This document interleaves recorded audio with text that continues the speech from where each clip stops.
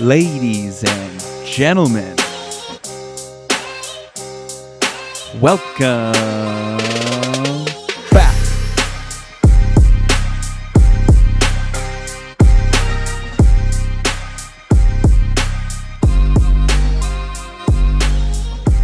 What up? What is going on? How is everybody doing? Hope you had a good week. Welcome back to Turf Today, presented by Toro.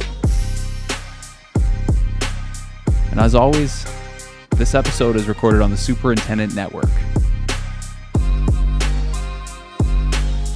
My name is Adam Kershane. I'm joined by my co-host, Brian Laurent.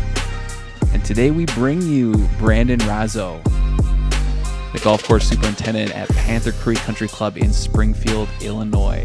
Some awesome stories, great insights. This was a really cool one to do. Hope everybody's enjoying their winter right now, whether it's, grinding through and having busy golf courses because everybody's flown down and is playing at your course, or you got things buttoned up and it's cold and we're working through it. But there's some beauty to the off season too. Quiet golf course, get to clean the shop, maybe not as many staff around. I've definitely talked to a few people lately that say they miss it, and I agree. I miss being out on the course all the time, and yeah, big part of it. So hope you're enjoying your winter. The golf season is right around the corner for a lot of you. The other thing we wanted to mention was, with everything going on down in LA, our thoughts are with everyone down there, whether you're someone who's volunteering, first responders, people that have lost homes, lost loved ones. It's not ideal down there right now. So our thoughts and prayers are with everybody down there because it's a serious situation. So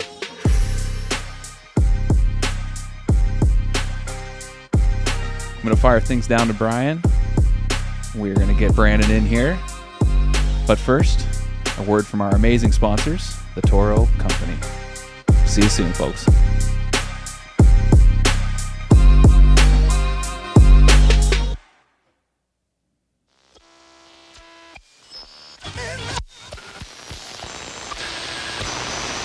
Welcome to the Turf Today podcast, proudly brought to you by Toro.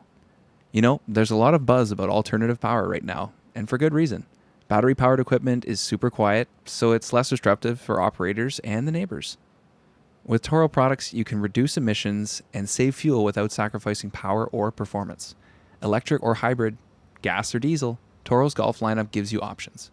So whether you're mowing or hauling, you can always choose what's right for you. That's Toro. Always solving and always evolving. Morning, sir. Morning. How was your workout? That was good. Yeah. Good. It's amazing. You get on that thing for half an hour, how much you can sweat. Did you get up on the leaderboard? Yeah, and that's the problem with the Peloton. For a competitive athlete like myself, you start seeing yourself climbing, and then you're catching people, and then you see people that have finished. You're like, okay, I'm just picking them off one by one now, and then the class ends, and you're like, damn it. Yeah, usually in the top 20. Try to be if I can. Nice, dude. Yeah, I like the new JJ Watt and TJ Watt commercial. Have you seen those for the Peloton yet?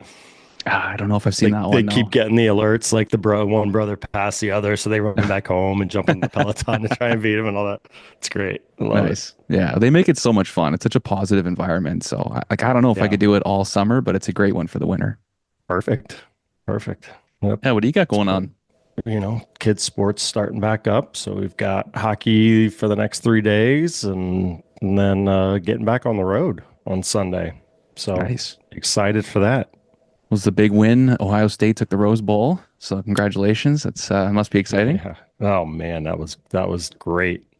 Yeah. How many text chains do you have going like during the game? Are you just texting like all your buddies and all the old friends and everything? Yeah, we get a few of them going. A lot of stuff here with the neighbors for sure, and Yeah, we get we get a few of them going during the games and after the games, and then figuring out where they're going to go play, and then talk to buddies that live down in that area, and Hmm. hey, you getting tickets, you going over there, and all that fun stuff. So yeah, it's exciting. They definitely surprised me. I mean, the way they played against Michigan just didn't leave us with a whole lot of hope, but the last two games have been phenomenal. So it Yeah, was a great weekend of football too. I mean, that the Texas Arizona State game was unbelievable, and very good. obviously it wasn't a close game, but for us Ohio State fans, the Ohio State game was great, and Penn State game was good. I know we've got a lot of Penn State followers on there That's right. They that could listen play each here. other, So I think, right? As they were showing the yeah, brackets, they could run into each other. well, yeah, it'd be in the championship, or wait, yeah, championship game. Penn State plays Notre Dame next, and Okay. we've Ohio State's got Texas, so they We could shall see. potentially collide again in the championship. So we'll see. Yeah, Yeah. lots of action still ahead. Two more games. Got the semifinals coming up next week, so should be good stuff, buddy. Yeah, that's exciting. I know more and more people are following it up here in Canada. It's Yeah, really fun to watch, especially when it gets high scoring and they're just going back and forth and back and forth. Like it's good. yeah. It's good entertainment for sure.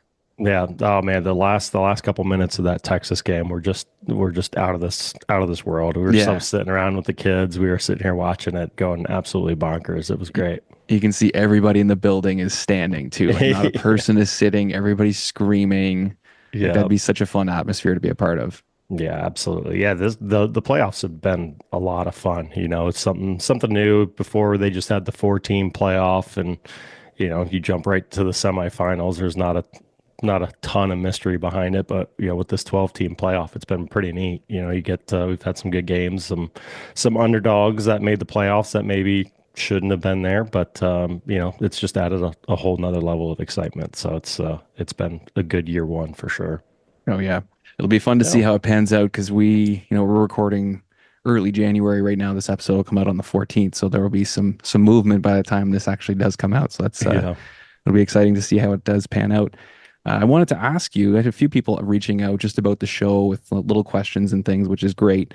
But a couple Cool. people have asked, what do you guys love about the show, or what's your kind of your favorite part about the show? And there's a lot that goes on, so I don't know if you have something that you really enjoy when you go there, something you really look forward to going down to. I don't know if it's just San Diego or any of the shows in general.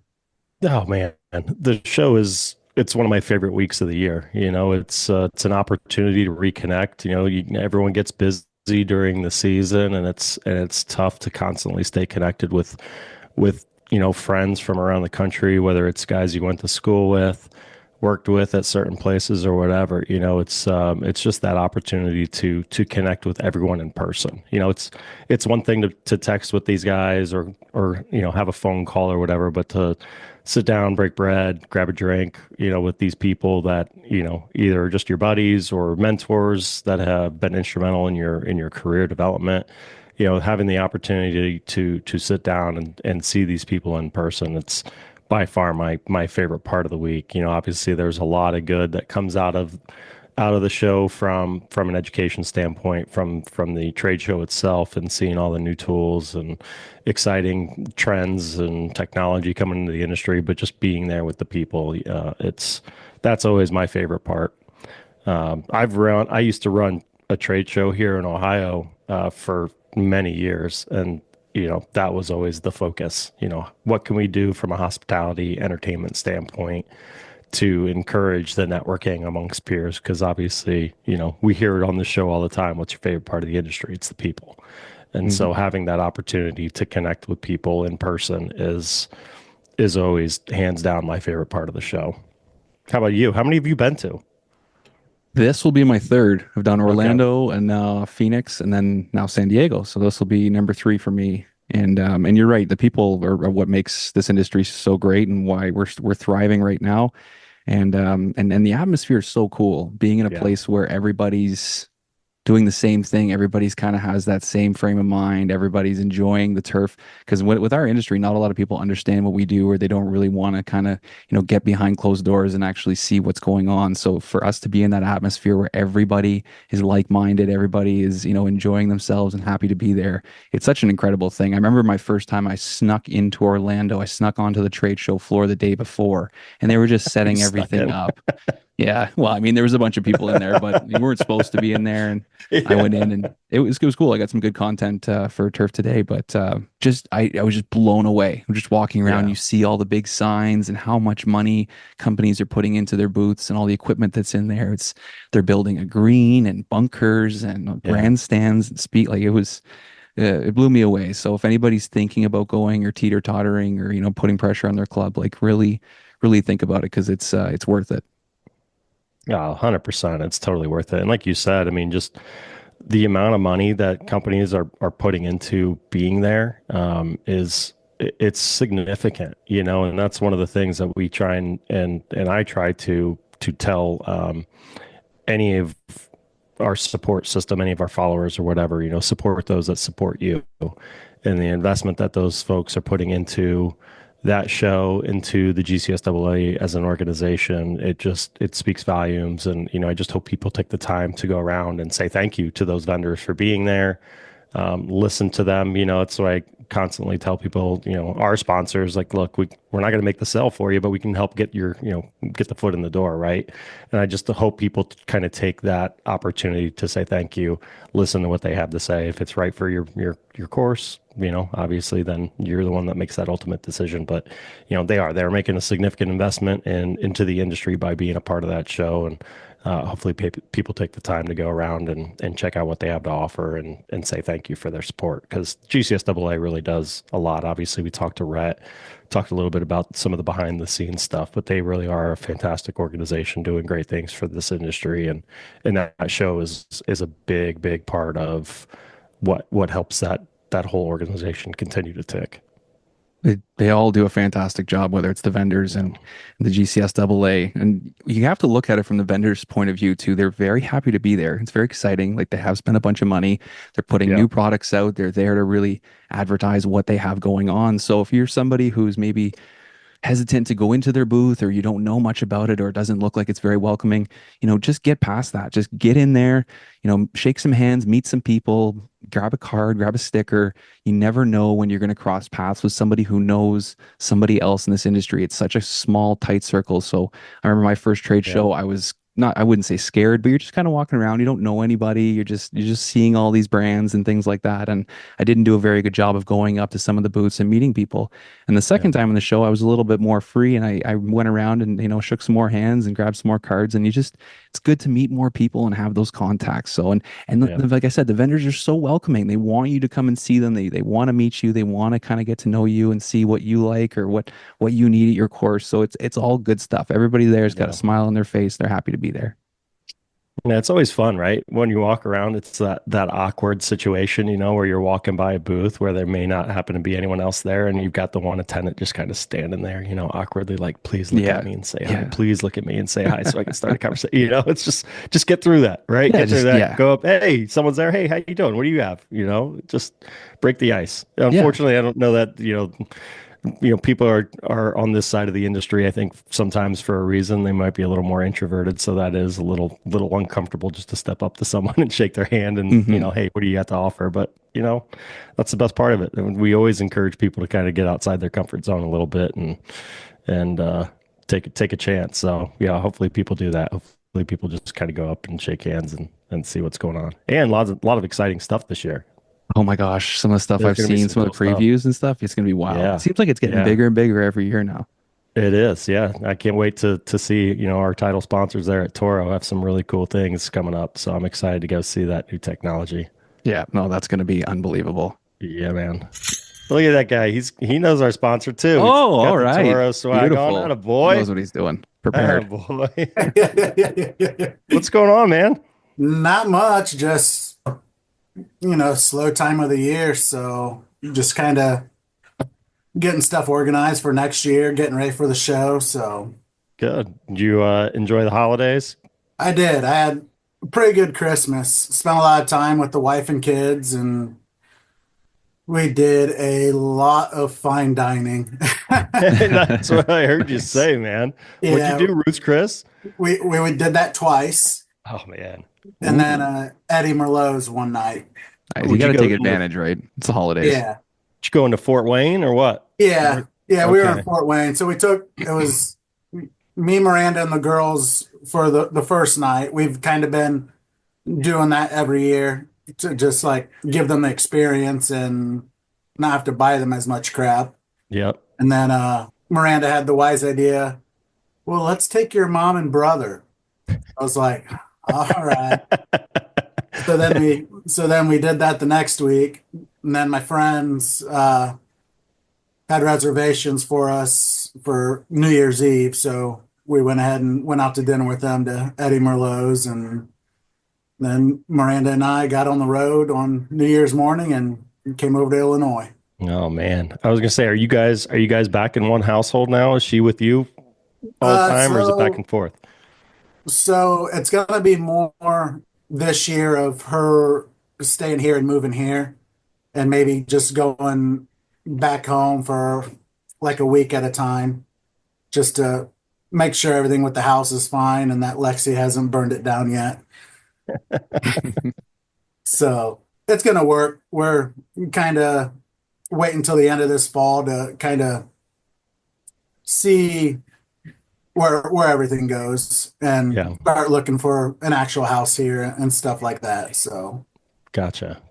So for all of our listeners that may not know who you are, Brandon, tell us a little bit about yourself. yeah, well, my name is Brandon Razo. I'm the golf course superintendent at Panther Creek Country Club in Springfield, Illinois. Just got done with my second season here. I'm a graduate of Penn State through their turf program.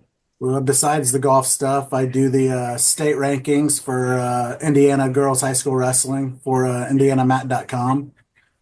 Just got done doing an update this morning because their sectionals start today for the state tournament. So, yeah, that's pretty much it. And then getting into the industry, I started with your father. So, Yeah, we'll Yeah, definitely cross have to dig into that story for sure. Decatur, Indiana. There's something in the water about putting out superintendents, right? I yeah, mean, you got Majorky, Frichty, Dad, you. yeah. So It's great. it's good just coming from a small course like that and seeing where everyone's gotten to. Absolutely, yeah. So tell us how did you get started there in Decatur? Um, so back when I got into the industry, at first I was doing construction. My family has always been huge in construction, finishing concrete. So I got into that with the union, with the family, and was doing that. And then the economy kind of slowed down. Construction really slowed down, so I was kind of laid off. And your dad had it posted. He was looking for someone to help change cups on weekends there at Cross Creek. And so I was like, well, I might as well do that. I'm golfing, so it'll get me free golf.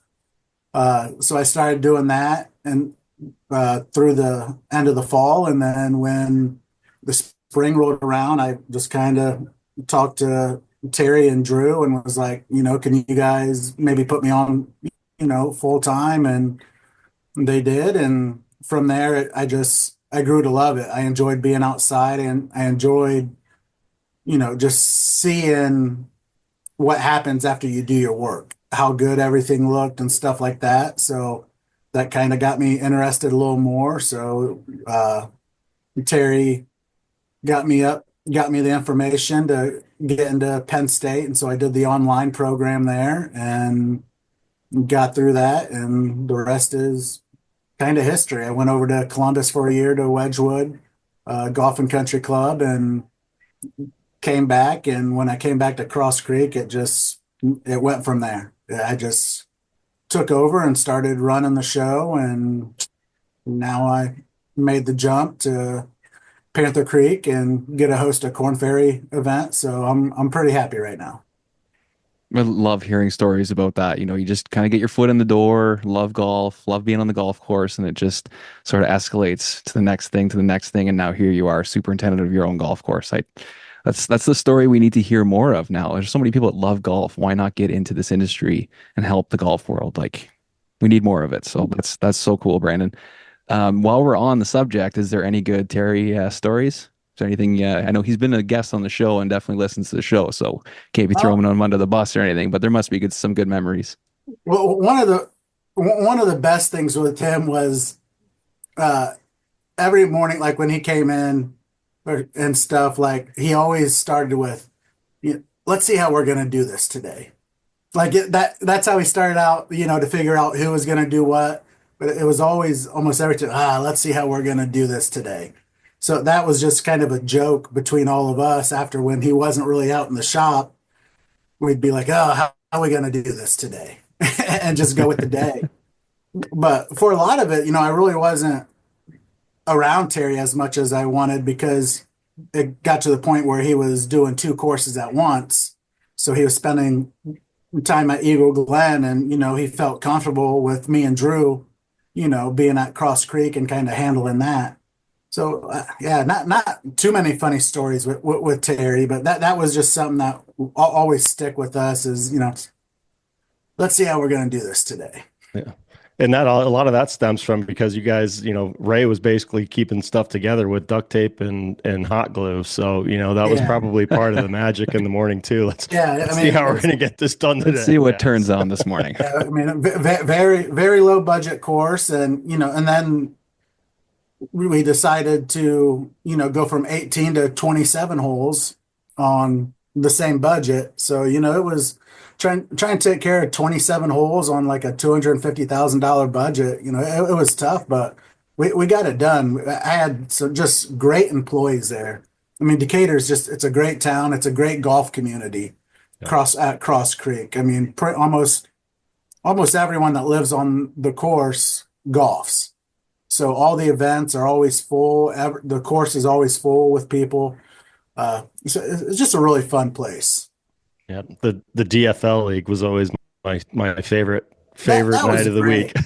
when that DFL thing was going, so on Friday nights at Cross Creek, they called it DFL, Drunk Friday League. Nice. And it would just nice. You would sign up and it'd be a random scramble, a 4-man scramble, and just 9 holes. But as you went, when you finished on 9, you just kind of stayed there and you parked around the green.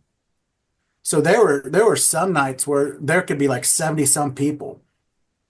So you're teeing off as there's people finishing and waiting. So if you're in the first groups, you're sitting there and you're done and you're just drinking. So it just keeps getting rowdier and rowdier until it finishes. And then everyone would go into the bar and the winning team would buy everyone a drink, stuff like that. Or if there was a tie, there'd be a big chip off. So then the whole bar's watching it from the deck and stuff like that. It was, DFL was fun when it was going. A-Plus Rewards are back. The Andersons A-Plus Rewards program offers turf managers the best opportunity to earn rewards on our newest and most popular products. Qualify with purchases of Contec DG, Fulltech SG, Castaway DG, Goosegrass, Crabgrass Control, and more. Don't miss this opportunity. The average reward for last year's program? More than $250. For a complete list of qualifying products, visit andersonspro.com. Limited time offer available to U.S. customers only. So what kind of stuff? I mean, you mentioned, literally a mom and pop budget type golf course, and now you're at a place where you're hosting Corn Ferry events. I mean, what kind of tips and tricks or what kind of stuff are you taking from that mindset of just kind of having to make things work to where you are now? Yeah, so it was just that mindset of, doing more with less, trying to figure out, little things of, how could I save money doing things a different way? And that's how it was at Cross Creek. I wasn't able to top dress as much as I wanted. So, I have to come up with different ways to kind of change it up and do it when I could or find other ways, to kind of help with the greens, like, using stuff like the turf trainers on there to help with the grain and stuff like that. Just purchases like that. At the time it could be a big cost, but it really would help with the greens and stuff like that, and keeping them a little smoother and helping with the roll. Nice. And then you guys obviously, like Brian said, you guys host Corn Ferry tournaments. So what do you guys do to kind of beef up? Do you bring in any extra volunteers or anything like that? Yeah, so we bring in a few volunteers. It's mostly I got great vendors around here in the Central Illinois area. So they do a lot with helping with meals and helping mow and do everything like that. So that's usually our volunteers. We'll bring in a few others from some of the area courses too to kind of help out. But the thing that helps us with our tournament is 2 weeks before the tournament is our member guest. So we already have the course pretty much going into full swing, heading into member guest to help set us up for the tournament. So like advance week for us is, pretty easy. Just maybe hitting a couple punch list items because we're basically we already have the course, ready. And then it's just kind of planning, the timing right to get the speeds for the greens right once the agronomist gets into town. So beefing up for the course has become pretty easy since we have that member guest right before it. So it's a long month. The month of June it's hard on us, but we enjoy it. Once we're done with both events, we know we have the rest of the summer to not really ease through, but all our bigger stuff is pretty much done, and then we just have our focus of daily maintenance and keeping the course up to par. I know you did a lot of volunteer work over the years and went to several events. Talk about, the difference or maybe some of the benefits of having that experience volunteering for events and then now hosting your own. So I've done the Memorial once, the President's Cup when it was at Liberty National. Been down to the Tour Championship at East Lake when Tiger won. That was amazing. Got a little story for that. Nice. But it's neat to see, in a way, everyone kind of does the stuff the same way. But then again, people have different ways of doing stuff. So just picking up different techniques or, just ways some of these places may go about the way they do their, divot mix, the way they might mix it a certain way, or they might do it in the back of a workman, or they may just do it in buckets. Just figuring out ways, what's going to help me to get my job done here on my course quicker. So just picking up stuff like that, seeing how these other tournaments, how they just run their routine with mowing everything when they're sending stuff out, kind of learning certain timings and stuff with that, and knowing how quickly you got to move and how much time you have, like with players behind you, because it changes with the courses and with the players. So there's always been a way of taking something away from every tournament I've worked at. And also it's how I've met so many people too, and created friendships and networking that way. So, if you have a chance, get out there, get to a tournament, help volunteer. It's only going to benefit you. I mean, you can't be a person that, goes tournament, like a bunch through a year, because, then it might be like, well, what are you doing with your own course if you're spending all this time going to volunteer? But if you can find a way to do one a year or one every other year or something like that, do it. It's only going to help you. It's only going to help you grow. Even if you've been in the industry for 20 some years, it's worth it if you've never been in a tournament setting to see what it's like. Because once I went to Murfield for my very first tournament, I was hooked. From there on, I knew I wanted to do tournament golf. That's what I wanted to do. I know it's a hard grind, but I love that, getting there early, being there late, and being able to see players and fans enjoy your course. It's worth it in the end. That's solid advice. I think everybody working in this industry, whether it's 1 year or 20 years, you got to go to a tournament, got to volunteer, you got to take it in, see the big scale, because it's so cool. We're not going to mull over a tiger story here on the podcast, so we got to go back to that one. Yeah, so the year I was there at Eastlake was at 2018 when he won it. So I think it was that Saturday where we're getting out, kind of starting to do our evening jobs. When I was at Eastlake, I was helping with bunkers, and we're on the other end of the course, and all of a sudden you hear the crowd erupt, and you literally you felt the ground shake a little, and we just looked at each other like we knew what happened. We were like, Tiger just did something big. So just being a part of that was so neat to just feel the ground shake and the roar of the crowd, and it's on the other side of the course. I think that same day, or maybe it was Sunday. No, it was, I think Saturday. He had a shot out of a fairway bunker that he just, it was a perfect shot. He ended up birdieing out of the bunker, out of the fairway bunker.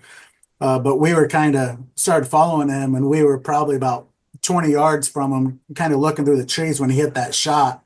And he hits that shot, and we see what happens. We're like, oh my gosh. And then we look at each other. We're like, hey, we raked that bunker today for him. He had a perfect shot for it.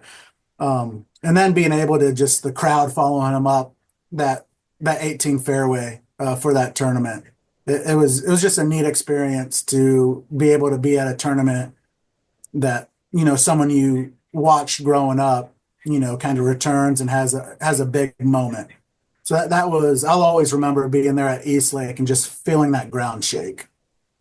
I was wondering, did you stick around for the Sunday finish then, or did you already make your way home? I was there most of the day, but then had the flight, so I had to cut out right before the end of it. But it was still great to be there for that. And the tiger roar is something you'll never forget. That is a sound once you hear it. When he was making that run on that Saturday, like it just, and it got the whole crew pumped up too. Like everyone was like, this is awesome. This is great. Tiger's going to do this. So yeah, when you get into experience that, because anything else I've ever worked at, I think there was one tournament he played in, the President's Cup. I think he was a captain for that. So, he wasn't playing. So it was pretty cool. That's an experience I'll always remember. He just brings a whole different level of excitement to the game. Like even the PNC that was last weekend or whatever, I think we talked about it our last show, like that finish was probably the best finish of the year, and it's Tiger and Charlie versus Bernhard and his son, right? And it's just like so captivating just because it's Tiger, anytime he's in the hunt, it's a new ball game. It's great.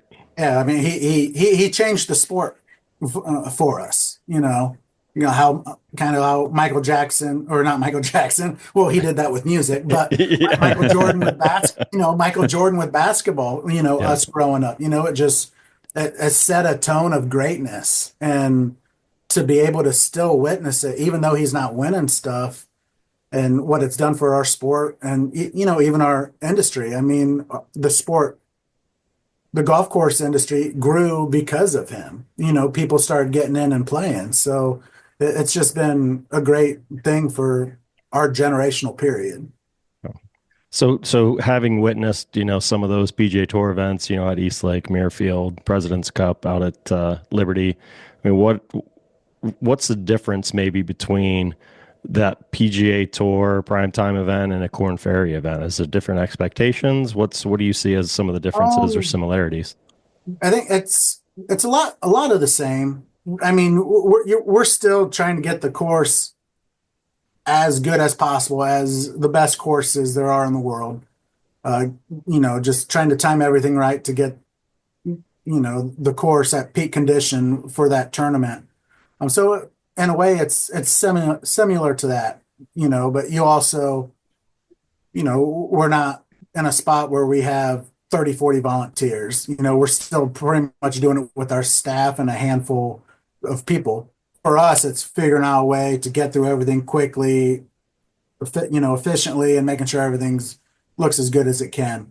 But when it comes to like the actual tournament, the golfing, it's exactly the same. Like these Corn Ferry guys are just as good as the guys on the regular tour. The only smidge is just a little bit of a smidge of a difference, and it's just the short game. It's the putts, it's the chips. Because these guys they can get out there and they'll knock the ball a mile. They'll throw darts all day, and if they get on a roll with putting, I mean, they come here and a winning score is like 27 under, and it's like and it's not a scramble. Yeah, and it's the Corn Ferry Tour. Like it just it makes you just wonder, and you have your club champion that's only going out there and maybe shooting a couple under, and you got these guys coming in and just like it's a piece of cake, just dropping, picking it apart. Yeah, and it just at that point as a super, it kind of makes you like, are you kidding me right now? Fucking guys. But then again, that's just how good they are, and people don't realize how good these golfers on the Corn Ferry Tour are. Yeah, it's insane. You've got the courses firm and fast, and pin locations. You got the tour pick in difficult spots, and they just still go out and just absolutely light it up. It's crazy, but it's fun. It's worth it. Works out perfectly for you. You got your member guest the week before, though. Like or 2 weeks before. Like that couldn't work out better for you. I was going to ask you, do you have a bit of a short list? Like, is there any other tournaments you'd love to volunteer or be a part of, or a course you'd love to visit to, pick a super's brain or something like that? Names really aren't popping off the top of my head, but being around some of the people that has hosted maybe some majors, and kind of learning from them, would be nice. For me, I don't know, like it's funny, just this weekend, my one buddy, who's a surgeon, he always like, I'm doing this now. He's like, but I'm gonna retire and mow greens for you. He's like, and then he said something about, maybe one day at Augusta, and I looked at him and I was like, I don't want to go to Augusta. Like it's a great course, but for some reason that's just, I'd probably be fine with other courses, but that's just not on my top of my list to be the superintendent at Augusta National. Just seeing how it goes there and stuff like that. It's like that. I don't want that much stress in my life. So, yeah, but just getting out like to some of the bigger courses, it'd be nice to kind of see how they run their operations and stuff. But for me, I feel more benefits going to and checking out smaller courses or medium, level clubs and just seeing how they produce what they're doing. Especially being someone that came from a smaller course, everyone gets focused on the biggest courses, and puts so much focus on them when there's so much talent out there in our industry at these other courses. So it's really nice to just go and see what these guys are doing and how well their courses are. Yeah, I was going to say that the correct answer, if I can step back, is you want to go to the Boise Open at Hillcrest with Gorlami. There we go. That would be, yes, that would be fun to either get out there to Boise to his course to help him, or if he could even swing it to come to Springfield. Heck, in June in Idaho, do they still have snow? I mean, I don't know. No, but from the sounds of it, he kept telling us, it's like 95 degrees, but no humidity or whatever. Like, yeah. Okay, Gorlami. He used to be a professional volunteer and go to all these events, but he's got a little different scenario now. But but all joking aside, I mean, I told Adam you're part of our little group communication chain there. What benefit do some of those tools and being a part of some of those tech change and stuff, what kind of benefit does that have for you? Oh, it's been absolutely great. I mean, being able to be in a group with about 10 guys and everyone knows what everyone's going through when it comes to our jobs. We may get on there and vent a little bit, but we're also there for each other to pick each other up, let people know, it's going to be all right. We've picked up just in general friendships. Like we've done so much for each other outside of anything to do with golf. If there's something wrong with someone in a family or someone going through something, we right away we pitch in, we buy them dinner, we send gift baskets. We've grown into a good group of friends, and not just in this industry, but in anything. You need that. And it kind of reminds me a little bit, over New Year's being home, and the girls are 22, 21, and 19, and just listening to the kind of squabble that they have with friends. And I'm just thinking, I've never had that with my friends. That I've grown up with. And now I have a group of guys from all over the US that works better than, some of these other like friendships and people hanging out with each other. Like it's been nice just being able to have those people behind you with anything you do, to congratulate you, or if something bad happens, to pick you up. I look at our group more of, yeah, I might still have questions or something to do with what I'm doing at my job, but I'd rather know what's going on in your guys' lives and making sure everything's okay with that, because that's what I think has kind of kept us going, and it makes our jobs a lot better, knowing that we have that group of guys to fall back on. Yeah, the support in our industry is incredible. It's one of the things Yeah. that shocked me right away, that we are competing with other people, but there's so much support and everybody just kind of wants to see everybody succeed, and that's so great. I wanted to ask you about school, if we could go back a little bit. So you took Penn State online. You did that while Yes. you were working. I know a Yeah, few so guys that are kind of going through that right now, and I'd love for you to kind of talk about what that's like, what the school schedule's like, how you can kind of pick it, how you kind of went through it all. Because it is amazing that you can kind of have a career, work, and get your schooling done at the same time. Yeah, so doing it online, it's not like you don't have a scheduled time. It's not like you have a 9 o'clock class or an 11:15 class or something like that. It's you have to go at your own pace. You get your itinerary, and it basically tells you through the year, this has to be done. This is what you're doing this week. So a lot of it has to be on yourself. You have to be disciplined, and you have to be focused to be able to do it on your own. And that's what at first when I started to go to school right after high school, I was going to be a math teacher. But then after about 3 semesters and seeing how much more math I had to take, and I had been taking calculus since like I was a sophomore in high school, I was over it. So I kind of switched, but then I got into that routine of not going to class and stuff.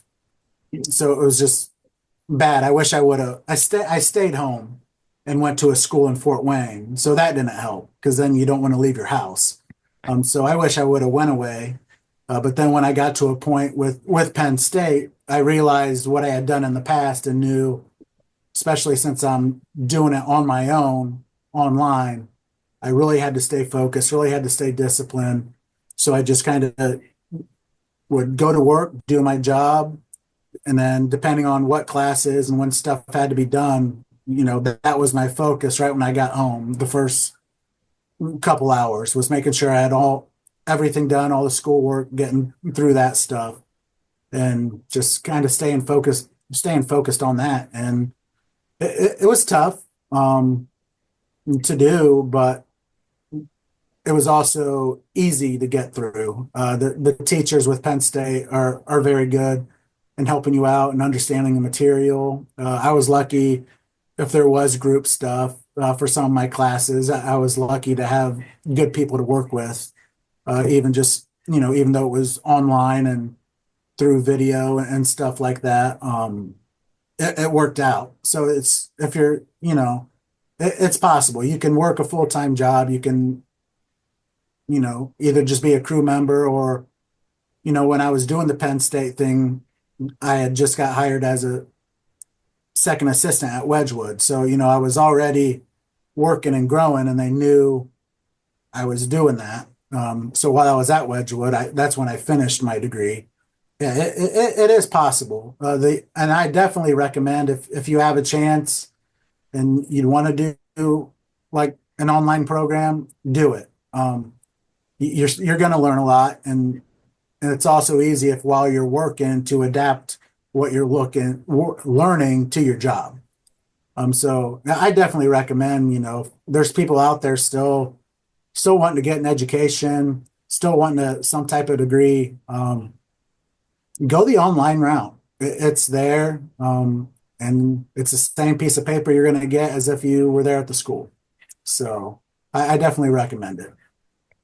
I was going to ask, I mean, do you ever look back and maybe wish you had that in-person experience versus the online, or was it just the right situation for you and it worked out? At the time, it was the right situation for me. Like I said, when I was younger, I wish I would have went away to college, because I think it would have put that more effect on me, and that discipline of, hey, you got to do this. Like, you're not at home. You really need to do your stuff. And that was difficult, because especially through high school, I mean, I was a really good student, like had really good grades. And then, the college atmosphere, like I just kind of didn't adapt. I think I would have adapted better if I would have went somewhere.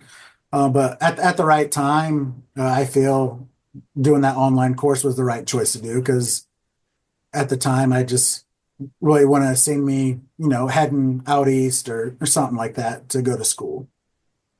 I love how you talk about that, because I think it's something that is common with people in this industry that maybe go to school a little bit later.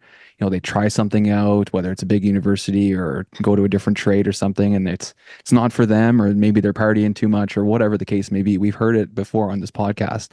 But then when you start learning about turf and you decide to go to school, you think of it, this is an investment. This is going to be the rest of my life or my career, whatever it is that I want. So why not put the effort in? Why not buckle down and actually get the work done? And like you said, you put the work in, and it paid off. And whether you were in school to learn it or you're at home at your own pace, no one's going to hold your hand. You got to do the work. And whether you have great teachers or not, you got to do the work. So, big ups to you for making that happen, because it catapulted your career to where you are now, and who knows where it's going to take you. So that's awesome, man. And I encourage anybody listening to this, if you're thinking about it and you're interested in this, give it a shot, because you might love it and you might get motivated to do even more. So, all right. Well, I think we should get into some of the fun stuff, because you wrote a few exciting things for us on the questionnaire.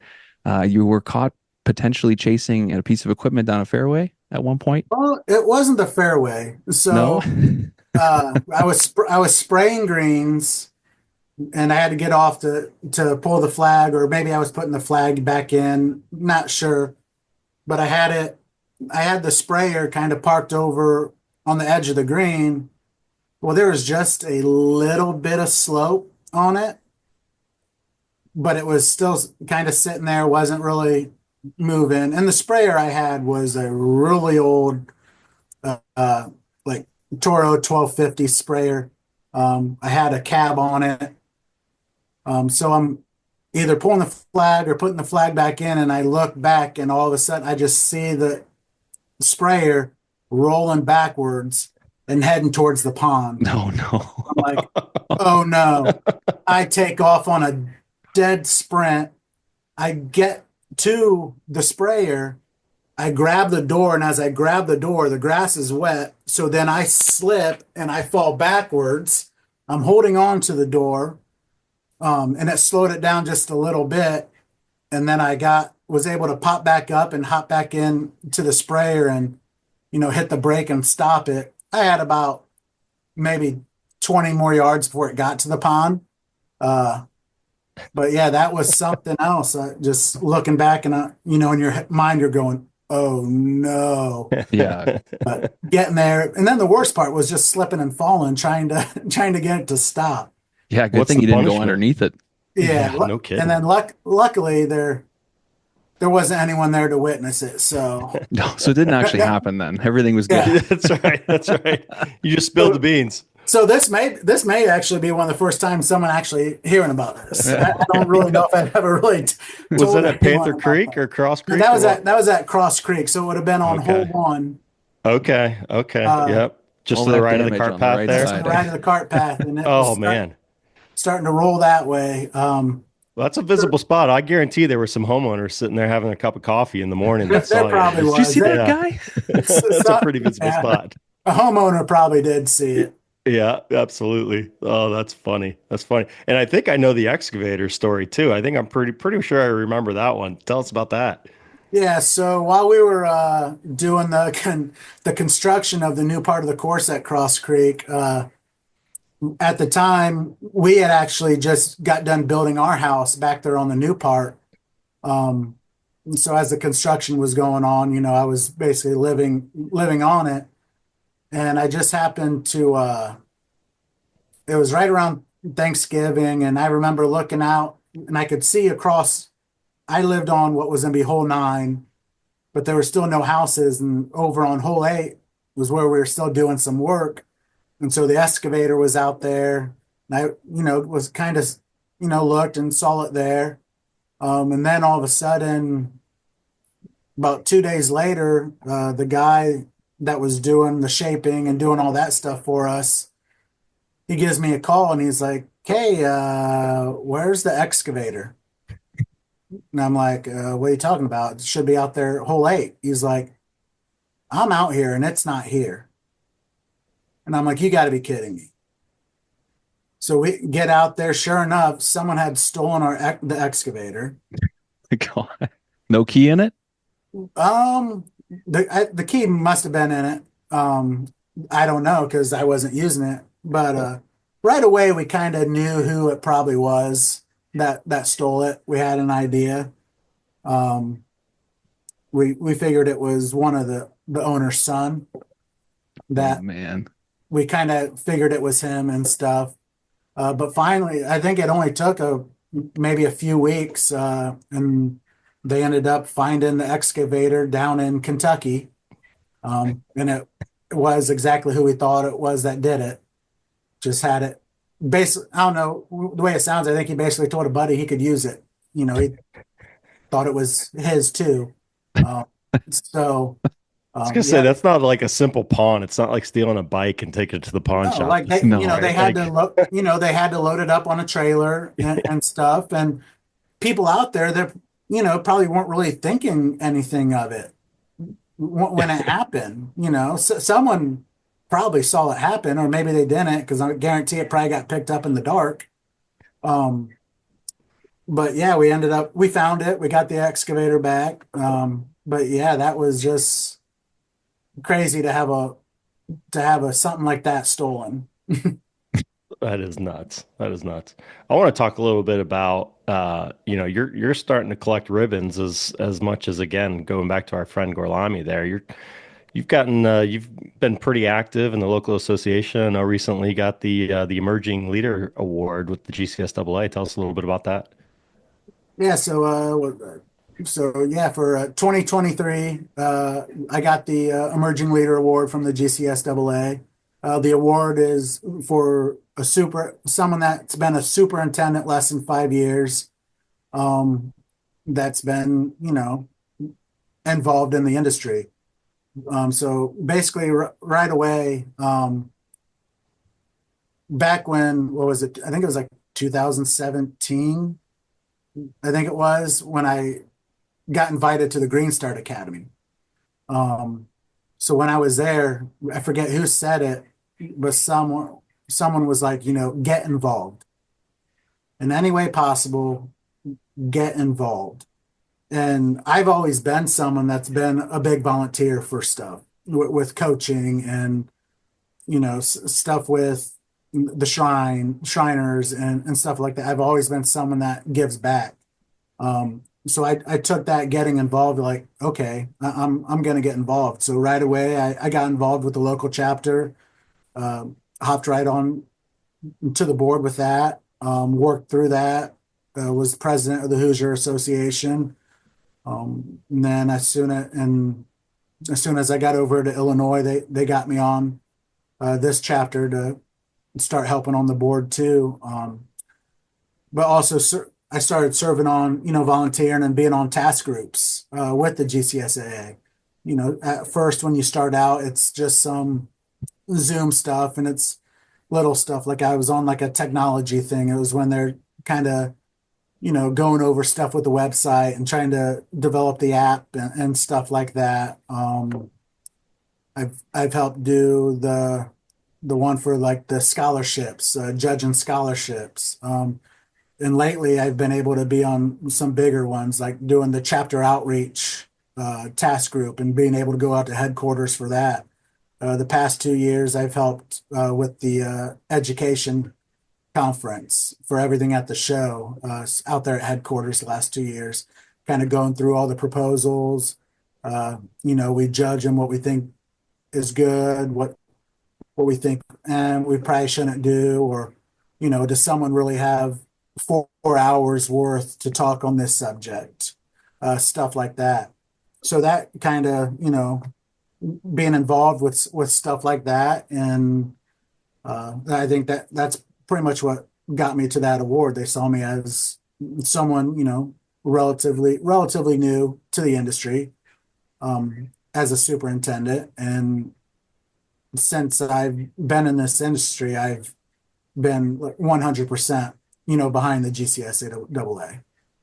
So, Well, good for you, Brandon. That's awesome, man. Congratulations on that award. And it's so great to provide that kind of service. And was it somebody that told you to kind of get involved and do more and provide that kind of service to, local chapters and the big GCSAA? yeah, but I can't remember who said it there at the Green Start Academy. It may have been Bob Farron that said it, or it may have been whoever, I think, who was at Atlanta at that time. It may have been him. But yeah, when they said get involved, that just clicked with me, because I knew I wanted to grow. I knew I wanted to go to bigger and better things. That's why I wanted, to go to something like Green Start Academy. That's what helps you realize what it takes to jump from being an assistant to a superintendent. So yeah, for me, getting involved, it's probably been my biggest accomplishment for helping me get to where I am. Just meeting people and stuff like that, and networking, and just it's constant learning is what it is. And it doesn't matter if the task group is something small or the task group's something big. Every task group that you could help be a part of has something to do with our industry, and it's only going to benefit everyone. So, I mean, if you have a chance, help out.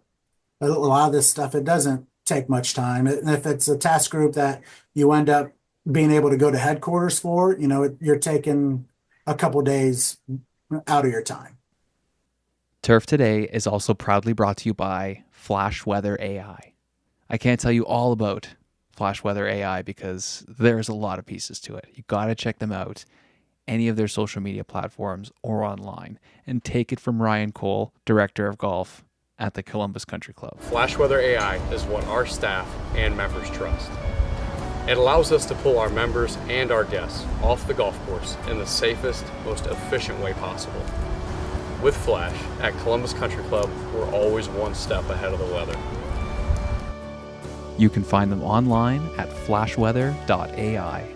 I think one of my favorite things about your story, Brandon, is that I think the perception potentially in the industry is that in order to be involved, whether it's GCSAA or to go volunteer at an event or go to things, like you mentioned, the Green Start Academy or whatever, any of those big conferences, I think there might be a perception out there that, oh, that's only for the guys at the big courses. You're coming from a mom and pop golf course and with aspirations of furthering your career, getting into tournament golf and that kind of stuff. And that takes a big leap of faith, I think, right? It takes that self-discipline, that self-desire of wanting to advance yourself, to be able to kind of put yourself out on the line and say, look, I want this, I want to develop, I want to grow. So kudos to you for kind of taking that leap of faith and jumping forward. But I mean, I guess, what is it, how did you decide ultimately to take that leap of faith and just say, look, I'm going to put myself out there and I want to be involved. I want to go do this stuff. I think a lot of it was, I was especially at a point where was just getting married.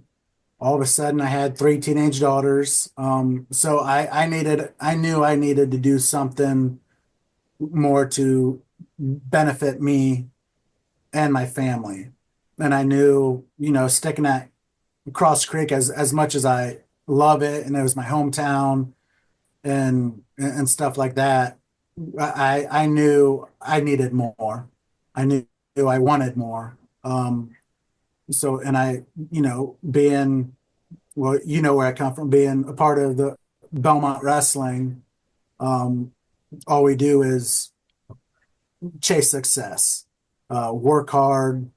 It's instilled in us when we're little kids, and we take that work ethic all the way through with everything in our careers. And I think that's kind of what was established in me. And I knew if I'm going to do something, I want to do it well, and I want to go as far as I can with it to where I'm definitely happy. And I know I felt like I was very successful.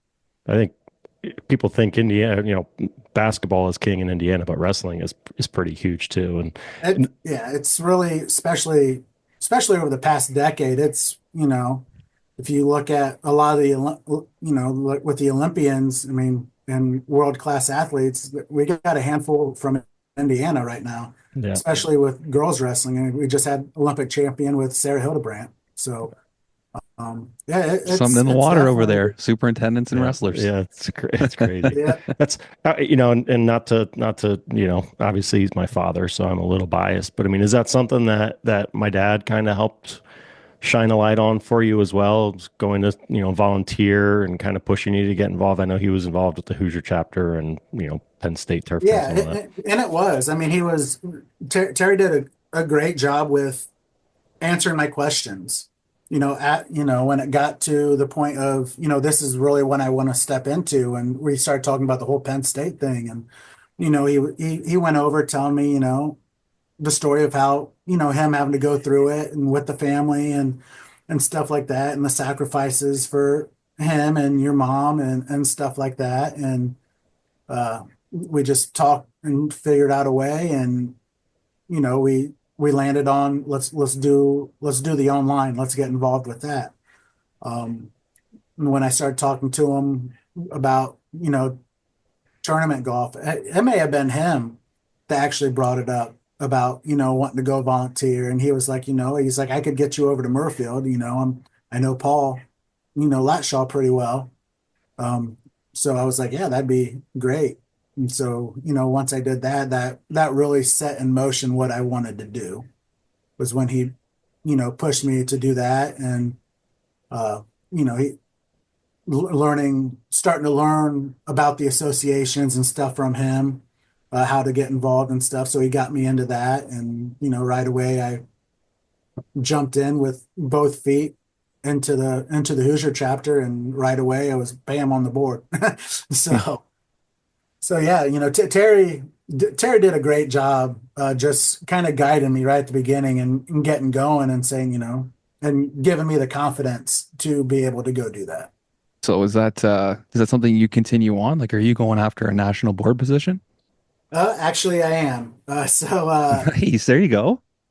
So yeah, this coming up here in a few weeks at the show in San Diego, I am on the docket for one of the open positions for the board of directors for the GCSAA.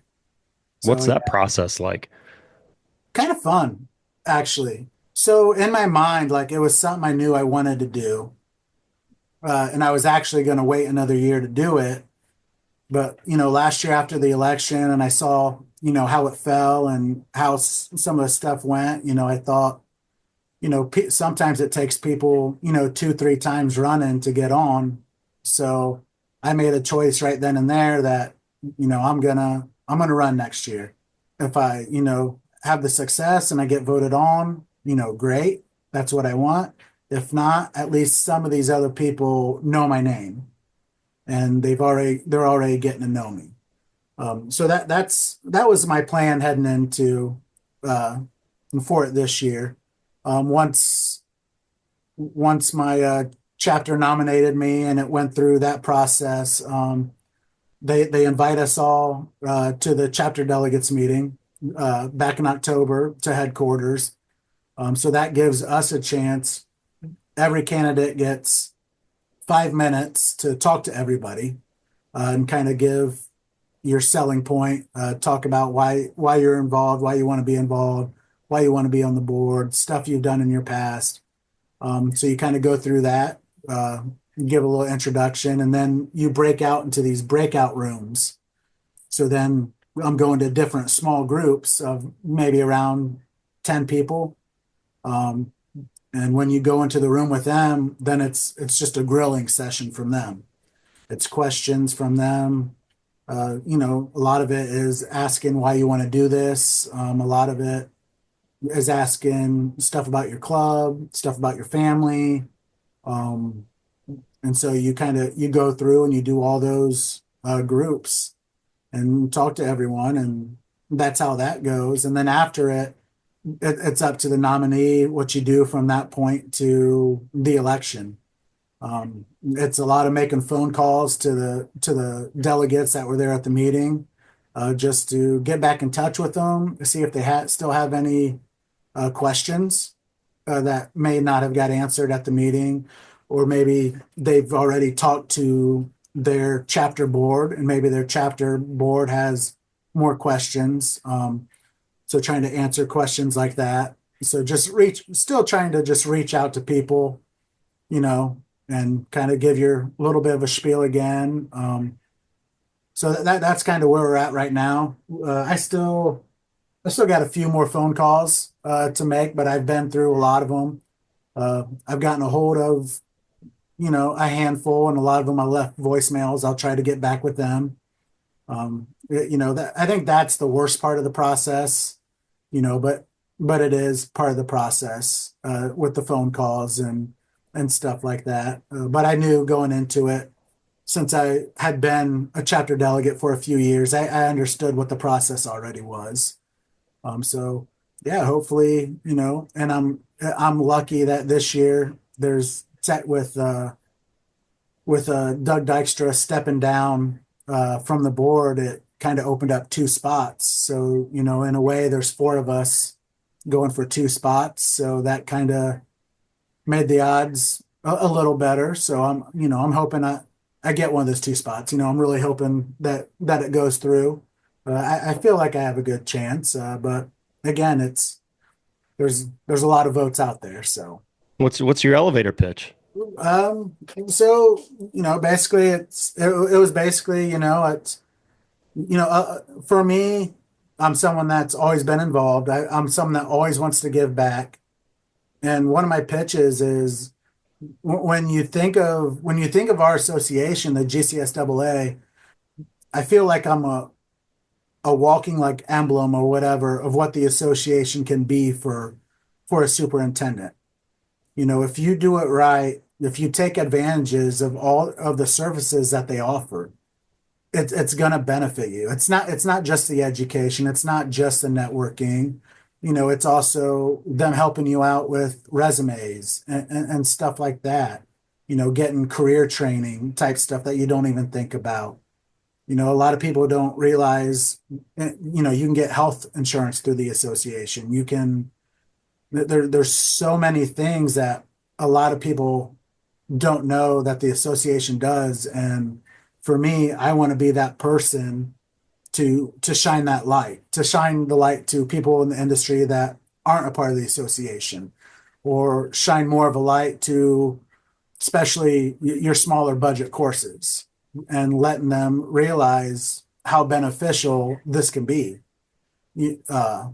And just the people you're going to meet and the questions you may have, that they're going to get answered, and it's through being able to go to things like the show or going to chapter meetings and just meeting new people. There's so much in this industry that you need to be able to take advantage of, and there's a lot of people that don't realize it. There's a lot of people that don't really see how much there is behind the scenes of the association.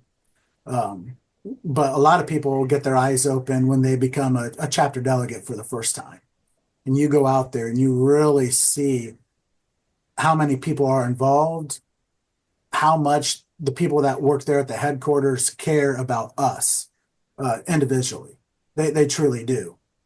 So for me, and being someone that's always given back, that's what I want to do. I want to be able to volunteer my time to help the association, help members of the association, just keep growing, keep learning, and we're all in this together. And it doesn't matter what type of course you're at. It's the same thing. It's the same struggles. It's the same stress, and it's the same learning, and it's the same growing. So that's kind of my pitch. I love to be involved, and I want everyone to get the benefits of our association, because the benefits are there.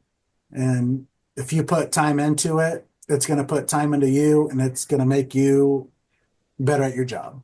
Absolutely nailed it. Well, man, we're rooting for you. Best of luck from us. I think you're a pretty smart guy. Seems like you got your shit together, so it's probably not a question of if and more when. You're a young guy, and like you said, it's a great plan of just getting in there. You get it, great. You don't get it, you still get to meet everybody, go through the process. It's only a matter of time you'll be there. So Brian and I were actually talking about the show a little bit earlier. This is going to come out 2 weeks before everybody heads down there. So I'd just love to know your take on maybe some of your favorite things about the show, some of your favorite things to do while you're down there. It is such a big event. You can't do everything. So there's some little pieces that are your favorites? Yeah, so I really like the welcome reception.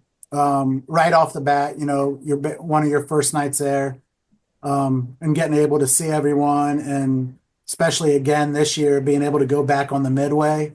That was so cool a couple years ago. Just being able to walk through that and seeing the history of that ship, and the guys, jumping out of the plane and landing on the ship, stuff like that. That was cool. So I really enjoy the welcome reception.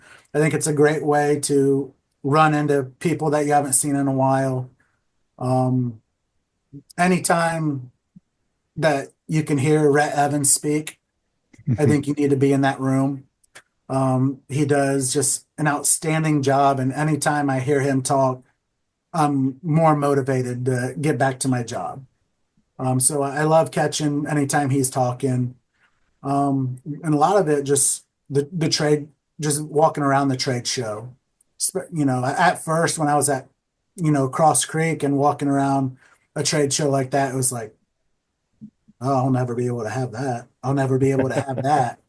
But now being at a club with a little more of a budget, I'm able to go through there and really, really learn more about the piece of equipment or the piece of technology, and really have an understanding of, will this benefit my course, or will it not? Is it worth the money?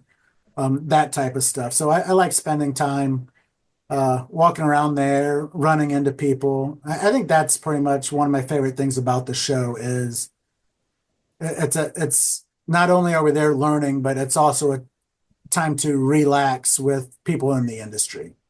And kind of kick back and tell stories of the year, catch up, stuff like that. So that's a lot of stuff I really like about the show.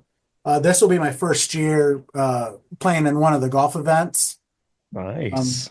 So I'm looking forward to that. I'm playing in the 4-ball and playing in the scramble. So definitely looking forward to that. I really don't get out and golf much at other courses. I mean, half the time when I'm done working, I don't even want to go out on my own course and play. I want to get in air conditioning. But who's your 4-ball partner? Who you playing with? So my partner was supposed to be Joe Tadero. From University, but some things happen with that, and so now he can't go to the show. So right now I'm partnerless, and I'll probably just take whoever they put me with. I mean, it doesn't bother me. Or if there's anyone hearing this and still looking for a partner, opportunity to meet someone new, right? I can probably go ahead and join and play with you. So I'm looking forward to the golf, and one of the great things is, especially with the show, my wife travels with me to it. So Nice. we get to spend some time together, especially, with the past couple of years of her living in Indiana and me in Illinois. It's trips like this that makes it all worth it, and us, getting to spend a little bit of time, and she loves it too. She's met a lot of you guys, and she enjoys being around, my vendors and people from the X-Men group and stuff like that. So she's looking forward to it. I'm looking forward to the show. I'm excited. I think this year I'm gonna be helping like moderate one of the power hours, so I'll be up on stage for that. So Nice. yeah, I'm looking forward. I enjoy the show. I'm looking forward to the nice weather of San Diego. Absolutely. I can't wait for that myself. What you mentioned earlier about some of the career services and whatnot through the GCSAA, and you recently kind of have gone through the interview process. What do you remember about that interview process, and what would be your advice for people looking, and starting that on their own to get their first superintendent job? What kind of advice would you have for them, kind of help them get over that hump? So I'd say when it comes to the interview process, you know, come in prepared. Um, do some research, kind of have an understanding of the course you're going to. Um, so at first, when it got handed over to me at Cross Creek and they made the change and made me superintendent, when I came in to that meeting, I had a notebook. I had a plan of what I wanted, the changes I thought we could do and the improvements I thought we could do and how I was going to go about it. I came in with that for Cross Creek, and right away, that's what they wanted to see. That I had a plan for a job that I wanted. So going in, having a plan, being confident, and just being yourself. You know, don't try to bullshit. Don't try to say what you think they want to hear. Say what you do. Say how you feel. Say how you run a crew. Be open and honest about it. Ask questions too about things that they're looking for, or that stuff that may be already happening at the course, and if it's something they like or they don't like, and just stuff like that. But to me, it's going into a plan. Like when I came over for my interview with Panther that night, when we got back in the vehicle, me and my wife, like we looked at each other and like we both kind of had that nod, like you got it. Like we had that feeling that it went that well, and I felt confident that it went that well. So it's, yeah, you got to have the confidence. You got to believe whatever job you're going for, you're going to be able to do that job, and not only do the job, you got to do it better than what they're expecting. You got to, everything you're saying you're going to bring, you got to bring that and more. And, that's again, that's just a mindset of me.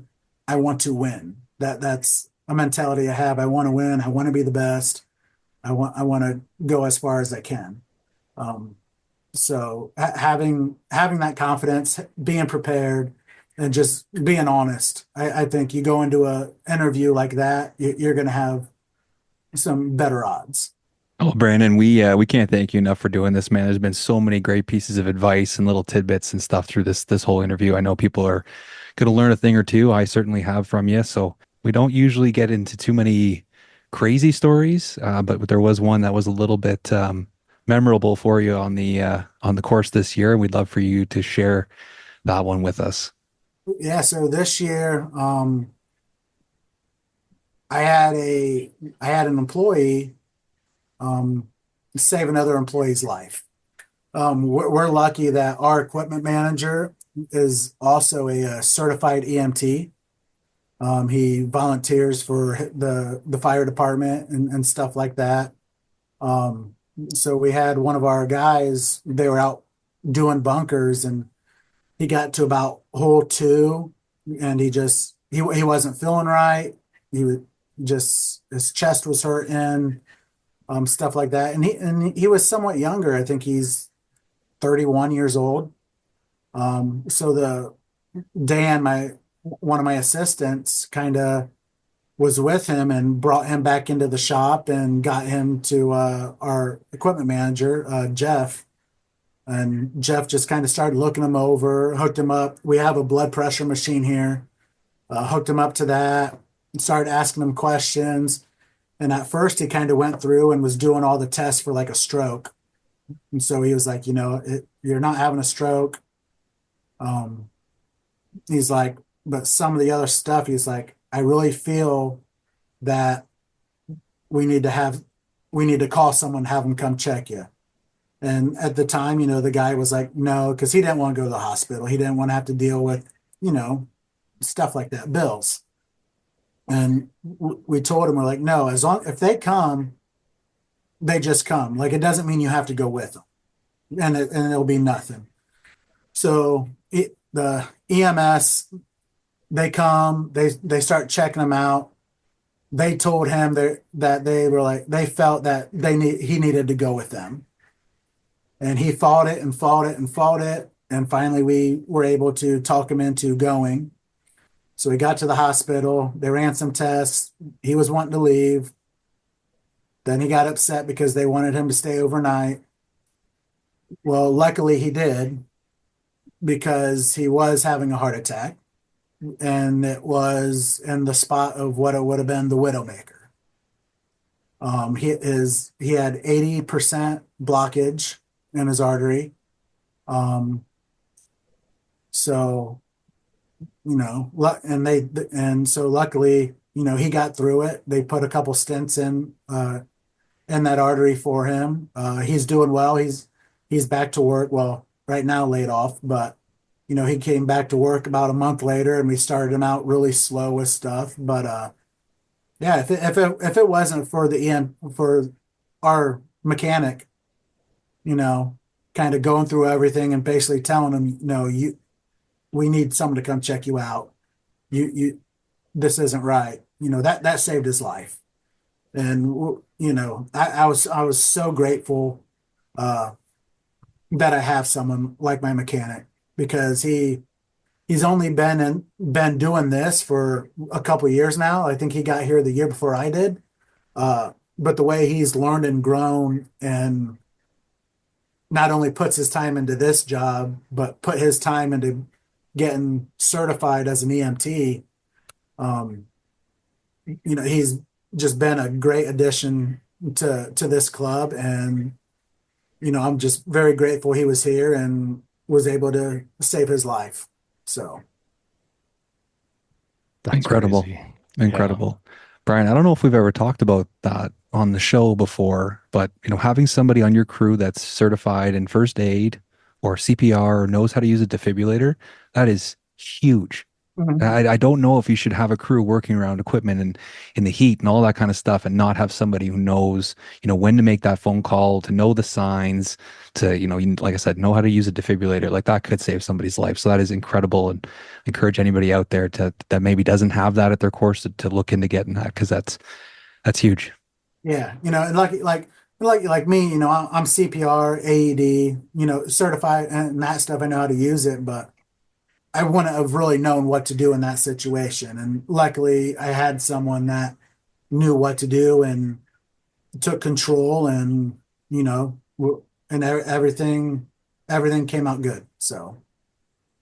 I think in a lot of other scenarios, they just would have said, okay, yeah, go back to work. Mm-hmm. That's good. That's huge that someone recognized those signs. And what was great was having that, because back in my early 20s, I dealt with stuff when I had a stroke and I had a heart attack in my early 20s, just from some random blood clots. And when I had the heart attack, I was on a job site, and they, we were thinking it was heat exhaustion, because it was one of the hottest days in August. We were kind of down in a basement pouring a floor and stuff. And they kind of sent me home. And luckily, when I was heading home, I kind of, phoned my mother and was like, hey, this is going on. I'm not feeling right. And so she came up, and I lived right across the road from the hospital. And as soon as I got into the hospital, it was boom, it happened, it hit. So yeah, being able to have someone on staff that has an understanding of just the most basic first aid, the basic life-saving techniques, it's definitely important. So yeah, I definitely, if you're at a course and right now, and there's no one on your staff that knows how to run an AED or CPR, you need to get that done, because anything could happen on any given day out there. Yeah, absolutely. Well, Brandon, we very much appreciate your time. This has been an awesome show. But before we let you go, just want to open up the floor if there's anything else you want to talk about that we haven't covered. I want to say thank you for having me on the show. I listen to it, you guys, all the time. It's awesome. And it's stuff like this that we need in our industry. The podcasts, the stuff you're doing with your superintendent network, the stories, because that's what our industry is. We are full of stories. We are full of, great moments. We're full of bad moments, but there's stories out there, and everything in our industry leads us to being better at what we do. Even when you're kicked down and you feel like you can't do it anymore, all it takes is one good day out on the course, and you realize, yeah, this is why I do it. This is why I love my job. That's always the message we have here. We just want to keep building and keep people, enjoying the industry and being comfortable here and having fun, because it's a hardworking industry, but we got to enjoy ourselves too. So, all right, buddy. Well, hey, great to see you. Look forward to connecting again in San Diego here in a couple of weeks. Yep, sounds good, Brian. All right, man. Yeah. We're going to awesome. whoop up on you in the 4-ball too, so be careful. All right. Coming for you. That's it. All right. All right, man. Be good. Yep. Take care, Brandon. We'll see you guys. There we go. Another great guy. My goodness. Yeah, that was great. Had some awesome stories. It's always fun to hear stories from the old hometown, and just kind of, it's always, just in general, love hearing stories about people's path into the industry and development and furthering themselves. So he's definitely taken the bull by its horns and just kind of done a lot of it on his own and reaping the benefits of it. Yeah. I think just like we were talking about before he came on, about kind of taking that first step and breaking the barrier and just doing it. A few times in his career, he's had to just say, you know what, I got to go. I got to do this. Got to buckle up and just go. And it's made him successful. And he talked about his upbringing and, that hard work and everything. And if you don't have that as a young kid, it is something you have to develop. And if you're in this industry, you're working hard, because you won't last long if you're not. Yeah, absolutely. Absolutely. Yeah. It is funny listening to, wrestling in our little hometown it's huge, man. Is it? So, yeah. Oh my gosh, it's huge. So yeah, I love hearing the stories about being involved with that. And I didn't realize he did some rankings for women's wrestling. It's pretty unique. Yeah, it's kind of cool. It's cool to hear when guys have different passions outside the industry, because you're so busy being a superintendent. So to find time to do other things is nice. You gotta have extra stuff that you enjoy doing. Yep. Well, another good one. Yes, sir. Another good one. And we've got a couple other good ones in the works. So, all right, buddy. All right, man. Well, have a great weekend. Yeah, you too. All right. Thanks. We'll see you. And as always, a huge shout out to our sponsors on this episode: Toro, the Andersons, and Flash Weather AI. Just want to leave everybody with a little quote today. I couldn't wait for the sun to come up the next morning so that I could get out on the golf course again. And that comes from the great Ben Hogan. And I feel like we can all relate to that a little bit, because there's nothing better than just getting out there again on that golf course. Hope everybody has a great week. Keep those reels sharp. We'll be back.